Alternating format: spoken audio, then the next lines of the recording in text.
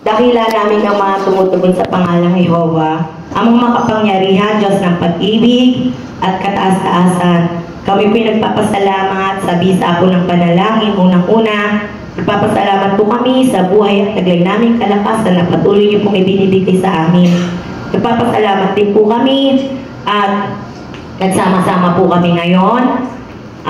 Binigyan niyo po kami ng malakas na pangangatawan at nakita-kita na tuloy po ang aming anibersaryo, 60th anniversary ng Zumba po. Hiniling ko po amang Jehovah na bigyan niyo po kami ng patuloy na magandang kalusugan sa araw-araw. Gabayan niyo po kami, ilayo niyo po kami sa lahat ng masasama, ilayo niyo po kami sa mga disgrasya, ilayo niyo po kami sa anumang si Jesus. Amen. Amen. Yan. Ano na? Eto na. Dahil sa ating welcome, Ate Ina. Ayan.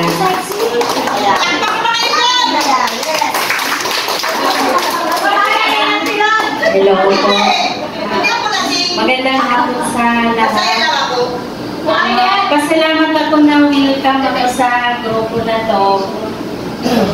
Ay, una ka na sana. Thank you, Lord. Lahat si Lord para ma-enjoy ako. Tulong kain na lang sa bahay. Kasi nga, may pinagdaraanan ko ako sa negosyo. Yung thank you ako kasi kahit bago lang ako sa grupo, may pasang ko sa lahat. Napasali din ko sa grupo nyo. At saka maraming salamat din po kay Ate Net na siya po din nag-invite sa akin. Para din sa kaya na kumari ko, in-invite ko siya kasi sa Mindanao at sa bahay lang. Kasi wala pa akong makilala. Pero masaya pala kasama ko kayong lahat. May ka pa yung sayaw-sayaw natin. Yung pag-anon ako, yung kayo pag-anon. Yung pa-anon, di ba? Sabi ko, sa likod muna ako. Tapos nang nakanagarapan, unahan na ako. Pagpunod. Saka nag-enjoy ako, kahit na may dumadating ng mga problema, nawawala pag sayaw-sayaw natin, diba? Kaya at least tayo na nandito pa tayo sa mundo. Thank Lord. Sana tumagal pa ang grupo ng Zumba Nation. Yay! Ay, gratis din ha. Ayan. Mamimili na lang ako sa si Rose nag-recruit sa akin eh. At sa panahon na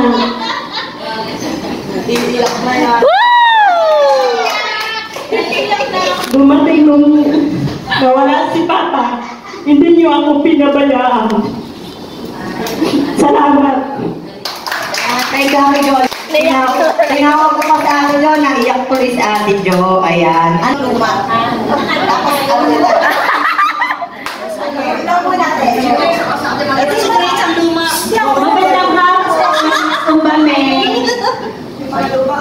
Ngayon nandito tayo sa 7-Eleven para celebrate ng 16th anniversary pajama party.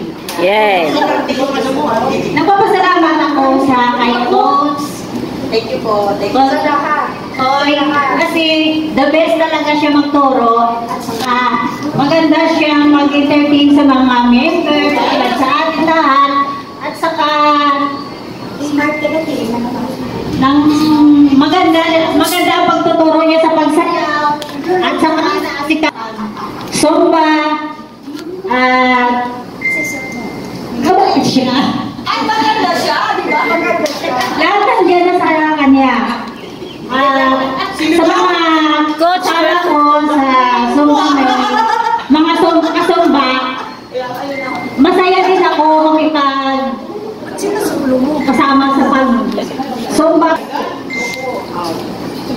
Maraming salamat sa inyo sa pagtanggap sa akin sa grupo na ito. Okay, Ate Ami, salamat. Pasalamat ako everyone, nagpapasalamat din ako dito kay Ate Ami dahil kung hindi ko siya nakilala, hindi ko rin kayo nakilala. Lahat kayo.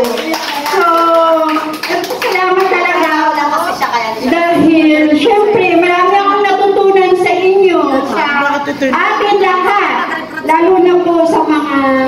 personal na bagay, sa pag, minsan hindi nakakaintindihan, di ba?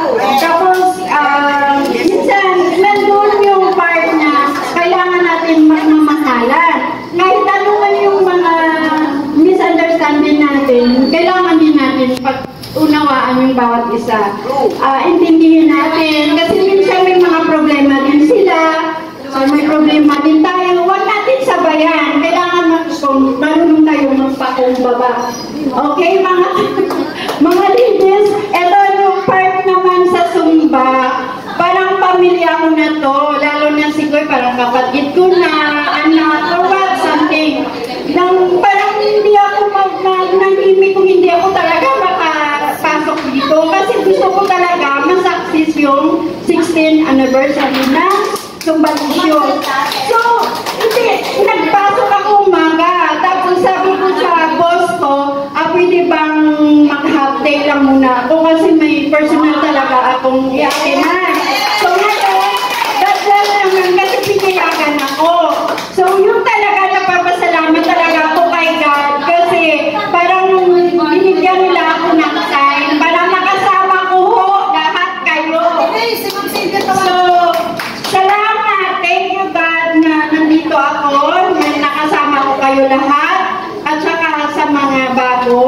So, thank you so much sa inyo lahat. Napag-present nyo dito sa ating anniversary, 16th anniversary. At saka thank you din kay Coach Koy kasi marami din akong natutunan. Alam nyo, mabigat akong sumayaw dati. So, dito lang ako nakatutunan, medyo malapot ng sumayaw. Dati mabigat talaga kasi alam mo kahit pagdalaw ako, sabi nga ng anak ko, sana ko nagnanama, bakit magaling ako sumayaw? Bakit ikaw parang mabigat ka sumayaw? Parang matigas ang mga buto. Siyempre, kung natuto ka na talagang sumayaw, marunong ka na talaga kahit na palamputin mo yung katawan mo, marunong ka na. So, God bless talaga. Isa na din yun binigay sa akin. Thank you. Thank you sa inyo dalawa, Ate Amalia, Ate B.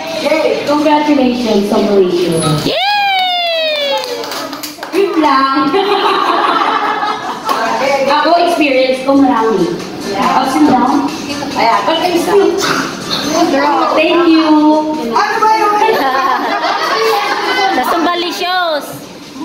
Siyempre sabi ko ups and downs. Minsan, hindi natin alam, kahit grupo, magkaiba naman, no? Magkaiba, ikaw ng grupa, pero hindi pa rin parehas. But still, friends pa rin tayo. Yun lang. Minsan, mag-feel ko, nasasaktan ako, but at the end of the day, okay. Tama!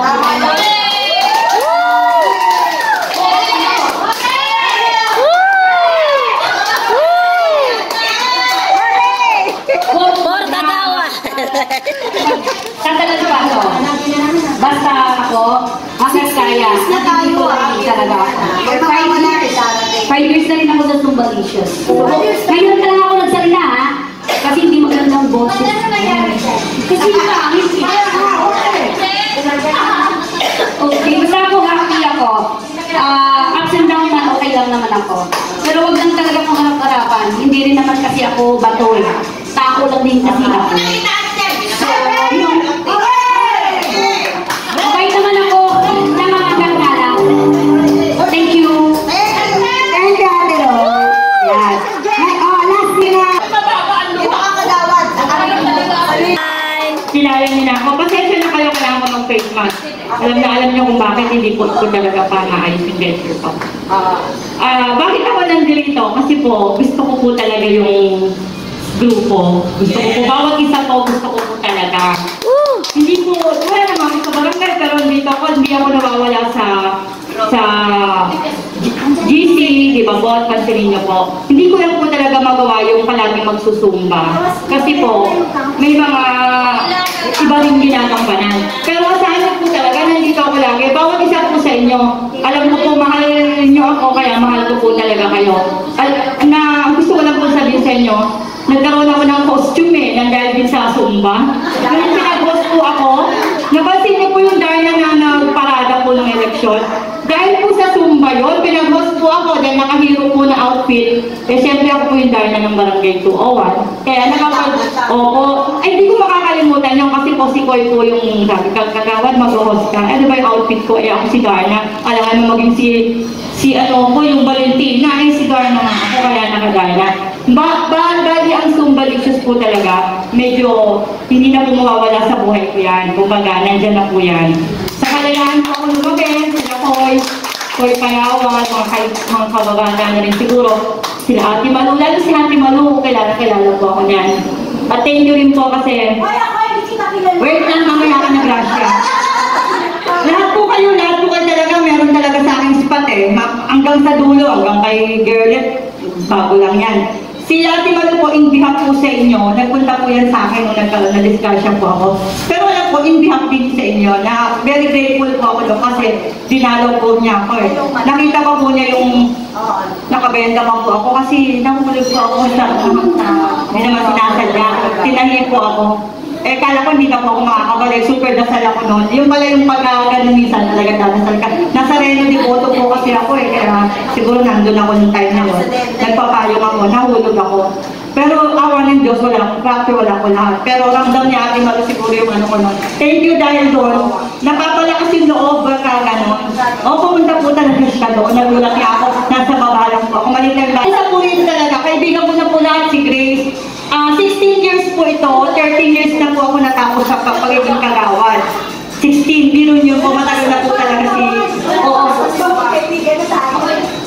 Namang madadaldal po talaga. Kaya po paglapit kanina, kasi wala pang sumba kapag pero sila po, sabi nga nila kanina, tinitignan nila yung chance ko kasi hindi naman po talaga ako lumalaki, ganito lang po. Medyo sabi ko nga, siguro hindi na ako pag-awad, kaya kanina, in-open ko lang yung ano. Ayun, mga barkada ko na po yan, matagal na po si Parks Emma po, nakasama ko pa po dun sa parks namin. Tapos lahat po kayo, bawat isa po sa inyo, si Ako, dun sa camping, si Ate Fe, Tera Pat Ginhawa, kasama ko po yan. Po namin, kasi namit na po ang mami ko. Hanggang ngayon, Tita Celti, gagawa pa rin po yan, baka medyo kaya ko ng advice.